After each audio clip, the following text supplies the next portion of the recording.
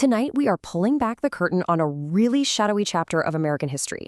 We're going to connect the dots between secret Cold War-era mind control experiments and the psychological warfare that, believe it or not, might be happening on your social media feed right now. So this question, it popped up in a super bizarre and controversial U.S. Army recruitment video that went viral a few years back. Now, this wasn't your typical call to arms. It was more like a peek into the dark arts of manipulation, and it started with this rapid-fire series of commands. Deceive, persuade, change, and influence. Just 4 words flashing on the screen, setting this incredibly unsettling tone. So what on earth was that all about? Well, that video was called Ghost in the Machine.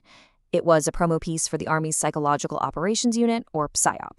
And it was just filled with this chaotic imagery, riots, conflict, all suggesting that PSYOP soldiers are the unseen puppet masters, the ghosts pulling the strings from the shadows.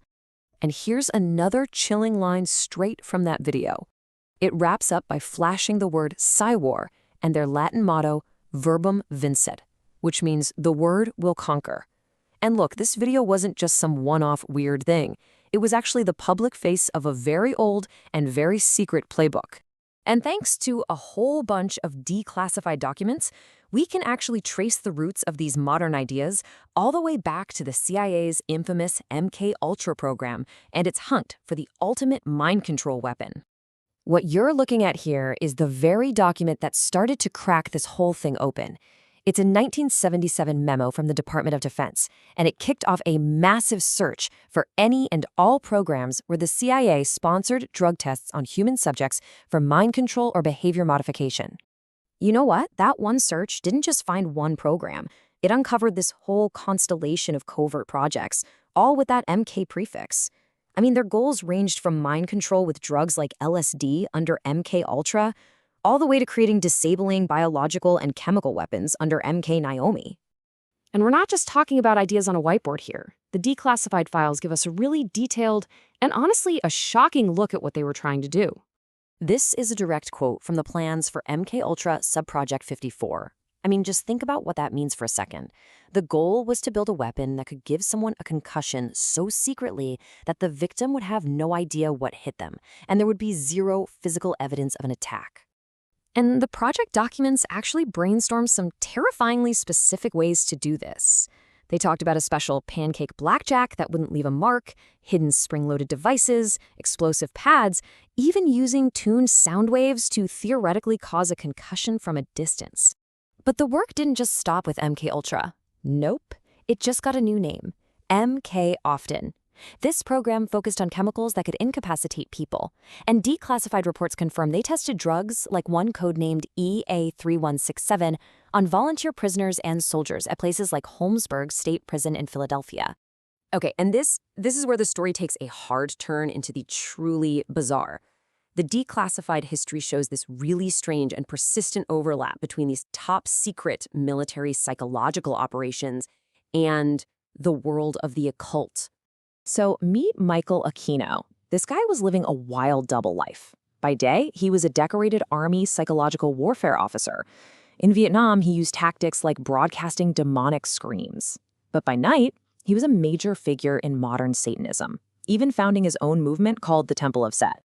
And you don't have to take my word for it. Aquino himself described writing his satanic manifesto, the Diabolicon, while he was on military duty, getting inspired by Paradise Lost. For him, his occult work and his military work were parallel paths. Both were focused on the power of influence and will. So why does any of this old history matter today? Well, it's because the goals of these programs, they never really went away. The tactics have just been updated for the digital age. What you see here is basically a then and now comparison. The mission, manipulating human behavior, is exactly the same. But instead of LSD, the tools are now AI-driven narratives. Instead of old-school black magic propaganda, it's radicalization through viral memes. The whole battlefield has moved online. And believe me, this isn't just some abstract theory. Back in 2020, a U.S. soldier named Ethan Melzer was convicted for planning to ambush his own unit. He was passing sensitive info to a satanic neo-Nazi group called the Order of Nine Angles, or O9A. It just goes to show these ideologies can have violent real-world consequences. So all of this, it brings us to one huge, unsettling question these documents raise. Have these tools of psychological warfare, tools that were once designed for foreign enemies, been turned inward against us? And we're not just guessing here. In 2022, the Pentagon itself had to launch an internal investigation because reports came out that the military was creating fake social media accounts and phony news sites to manipulate what people were talking about online. This is the core principle. It's the whole playbook in a nutshell.